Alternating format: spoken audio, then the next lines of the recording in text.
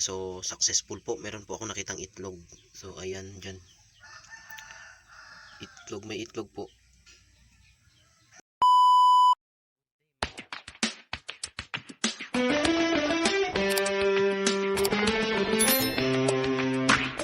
Good day mga ka-fish keeper. For today's video po, magbe-breed po tayo ng betta fish. Malaman nyo naman kung paano mag-breed ng betta fish. Sa mga gustong pasukin yung pag-fish keeping po, tara let's go. So ayan po mga ka-fish keeper. So ito po ang materials na gagamitin ko. Multicolor po. Ayan po. Multicolor HMPK. Then yung ating super red. Ayan. HMPK po yan. Super red. Yan po. Tingnan nyo. So ito po ay condition po. Yung ating HMPK na super red ay 3 months na po yung condition. At ito kakabili ko lang yan, 2 weeks pa lang yan, pero makikita nyo meron siyang egg spot. Ayan, ayan, yan, yung puti yung sa tiyan nya, yung egg spot nya. So marami na siyang stock. Ayan po, yan po yung egg spot. Ayan, so medyo nakaumbok po yung kanyang tiyan. So ganun po, kung titingnan nyo, meron ba talagang itlog yung inyong female betta fish. So and then ito po ang ating mga gagamitin mga ka-fish keeper pag groom ng betta fish.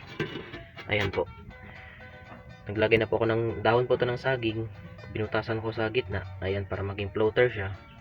Then nilagyan ko ng atong water lily na to or water lettuce. So ayan po, naglagay ako ng hornwort. Then yung ating cage, dyan po natin ilalagay yung ating female mamaya. Ayan po mga ka-fish keeper. So ang purpose po nitong hornwort, kaya naglagay ako niyan, dyan po sa sandal yung mga ating mga betta fry kapag nag-free swim na po sila. Dyan po sila sa sandal kasi hindi pa po sila marunong lumangoy, so kailangan nilang mag-rest. So mahuhulog sila sa ibaba, then dito sila sa sandal sa hornwort na yan. And then sa tulong po ng lahat ng plants na yan at itong dahon ng saging, magpo-provide po yan ng infusoria, which is yun pong unang kakainin ng ating mga betta fry, yung mga infusoria. So about infusoria, pwede po kayo mag-search kung ano ang infusoria. So pagkain po yun ng mga isda, yung mga newborn or new hatch na yung mga isda. So yun pong pagkain nila. So let's go, i-groom na natin.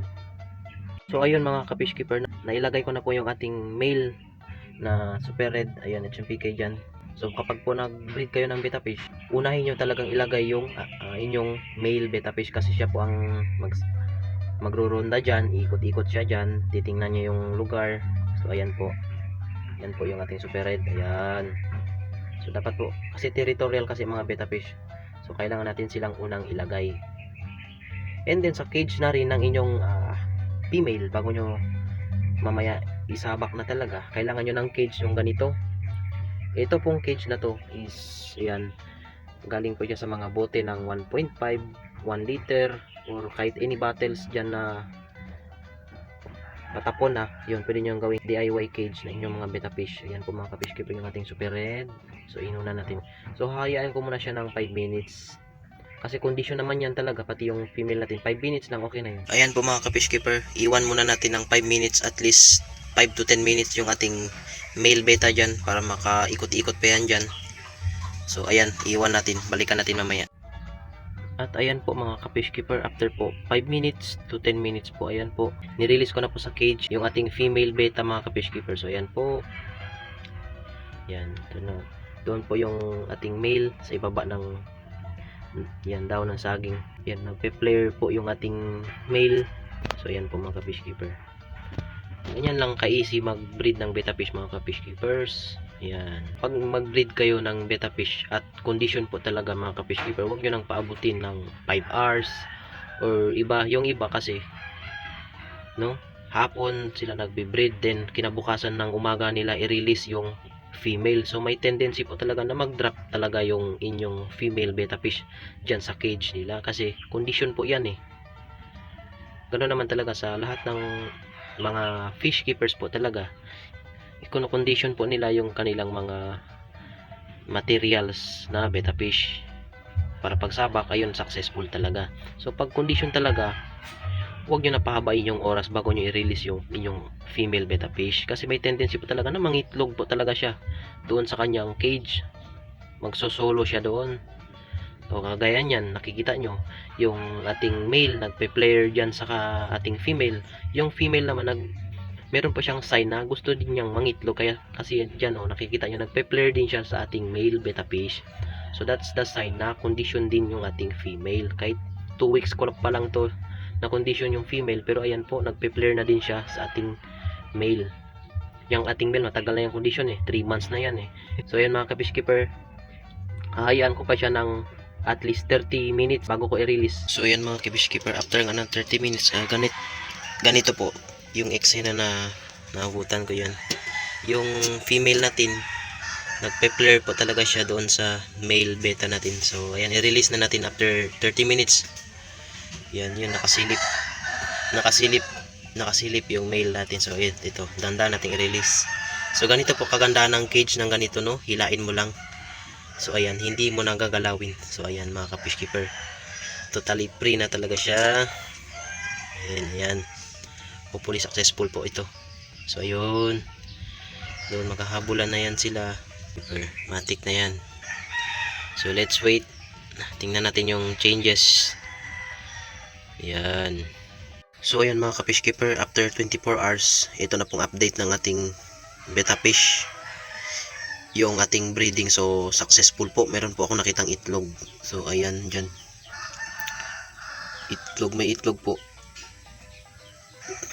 Yan, may itlog yan dyan na. Yan po yung itlog ng betta fish. Makikita nyo. So yan po ang itlog ng betta fish.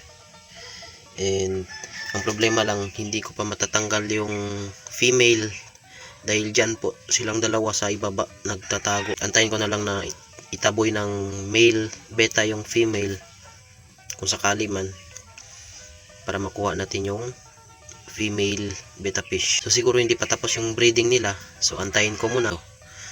Ayan mga ka-fish keeper, no, successful po yung ating breeding, yung ating multicolor at super red na betta fish. Puro hapon po ito na HMPK. So ayun mga ka-fish keeper, ganun lang po kung mag-breed ng betta fish. Within 24 hours, may result na po tayo. Minsan 2 days talaga, antayin nyo.